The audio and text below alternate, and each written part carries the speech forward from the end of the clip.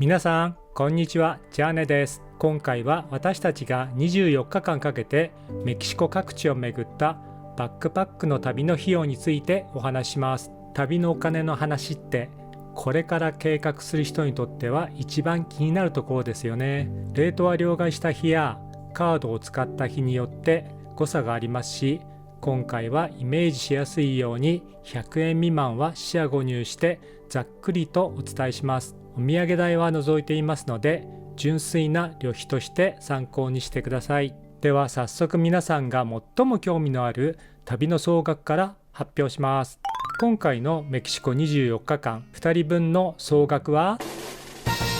56万円でした。1日あたりの費用にすると2人分でだいたい2万3000円になります。大まかな内訳はこんな感じです。交通費24万3000円、宿泊費17万円、食費7万8000円、観光費5万8000円、通信費1万1000円。ここからはそれぞれのジャンルについて現地でのエピソードを交えながら詳しく解説していきます。まずは一番大きなウェイトを占めたのが交通費です。今回日本からのフライトは成田からメキシコシティへの往復で ANA を利用しました。かかった費用は10万4000円です。ANA の直行便なのに安すぎないって思いましたよね。実はこれは ANA のマイルを使った特別航空券で行きました。2人分で9万マイルを使いました。ちょうど中東情勢が悪化する前だったので燃油サーチャージがまた安かったのがラッキーでした。約1年前に購入しています。もし普通に同じ日程で ANA の往復航空券を買っていたらなんと1人約27万円でした。2人で54万円もかかっていた計算になります。つまりマイルのおかげで約43万円も浮いたことになります。ここで私たちが実践している ANA マイルを高効率で使う秘訣をちょっとシェアします。狙い目はズバリ普段あまり安売りをしていない路線の ANA 国際線特典航空券を狙うことです。または燃油サーチャージがかからないもしくは格安の提携航空会社の特典航空券を狙うことです。これらを意識するだけでマイルの価値を何倍にも高めてお得な航空券をゲットできると思いますのでぜひ試してみてください。それ以外にはメキシコ国内の移動では飛行機を2回使いました。グアナファトからカンクンへの移動で LCC のビバアエロブスを利用して2万3000円、それからメリダからオアハカへの移動でボラリスを利用して2万3000円でした。その他交通手段としては長距離バスや市内バス、地下鉄などの公共交通機関で7万3000円、フェリーの利用で1万1000円、そしてUberやタクシーなど配車アプリの利用で9000円でした。ここでちょっとした裏話なのですが、じゃあ配車アプリなら 100% 安心安全で問題ないかと言われると実はそんなことはなくて、グアナファトでは Uber のドライバーさんとちょっとした揉め事がありました。その生々しい様子は別動画でアップしていますのでそちらでチェックしてみてください。ただそうは言ってもぼったくられる心配のある流しのタクシーを使うよりはアプリで行き先を指定できて決済もスマホで完結できる Uber は私たち外国人旅行者にとって絶対に利用すべき移動手段の一つであることに間違いはありません。続いては宿泊費です。私たちは今回 Airbnb や Agoda を使ってアパートタイプのお部屋を探して滞在しました。22泊合計で17万円でした。1泊あたりに計算すると約7700円でした。私たちはバックパックスタイルで荷物を最小限に抑えて旅をしているので、旅が長くなるとお部屋に洗濯機があることが今や必須条件になってきています。今回は1箇所だけでしたが、アパートに泊まるもう一つの魅力は現地での暮らしを体験できることです。また部屋のオーナーさんや近所のローカルの人たちとちょっとした挨拶やコミュニケーションはホテルに泊まるだけでは味わえない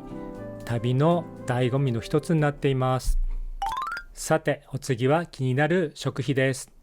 私たちの基本スタイルはローカルな食堂で食べたり、スーパーマーケットで食材を仕入れてきて部屋で自炊をしたり、その代わり新しい土地に行ったら必ず1回はその土地の名物料理店に足を運ぶというメリハリをつけた楽しみ方をしています。今回の食費の内訳は外食が42,000円、自炊など食材費が36,000円でした。正直な感想を言うと、今の日本円の弱さもあってメキシコだからといって物価が特別安いと感じはしませんでした。スーパーマーケットの価格帯も体感としては日本とほぼ同じぐらいでした。あと自炊派としてちょっと惜しいなと思ったのが、オーブンや電子レンジで温めるだけで食べられるレトルトミールや冷凍食品のようなものが日本やヨーロッパに比べるとほとんど置いてなかったことです。こういったミールが充実していると自炊の手間が省けて本当に重宝するんですけどね。続いて入場料やツアー代などの観光費用です。58,000円でした。私たちの旅のスタイルとしては、公共交通機関を使って自力で行ける場所は基本的には全て自分たちでアレンジしてアクセスしています。ただどうしても交通公共機関が通っていない場所やツアーに参加した方が1日で何箇所も効率よく回れて時間とお金が節約できる場合は積極的に現地のツアーを利用しています。ツアー会社の人や一緒に参加した世界各国の旅行者との交流は今でも本当に楽しい思い出になっています。それにしてもメキシコの世界遺産などの観光地は入場料がめちゃくちゃ高いです。何も考えずに行きたいところを全部行こうなんてやってるとあっという間に予算オーバーになってしまいます。なので今回はかなり厳選して本当に行きたい場所だけをチョイスしました。最後は通信費です。今回は事前に KKD というサイトで eSIM を2つ購入していきました。30日間で 10GB 使えるプランで11,000円でした。動画を見まくったりしなければ普通に調べ物や地図を見るくらいなら1人 10GB あれば十分足りるようでした。ここからは事前にネットで調べていた情報と実際に現地に行ってみて違った点、そしてこれからメキシコに行く方へのちょっとしたアドバイスをお話しします。まずメキシコの交通機関の情報ってネット上に公式の情報が本当に少ないんです。なので私たちは事前に実際に行った方のブログ記事を徹底的に参考にさせていただきました。あとはもう現地に行って直接確認するしかありません。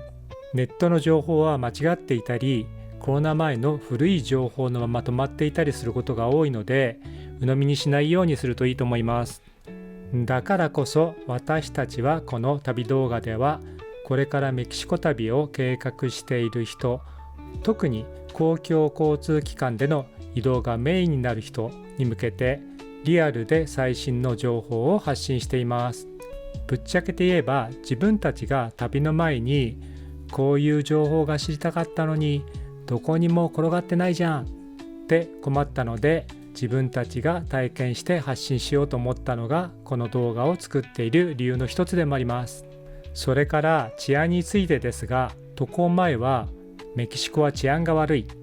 危険地帯だらけという情報であふれ返っていたので、私たちは異常なまでに警戒してビクビクしながら入国しました。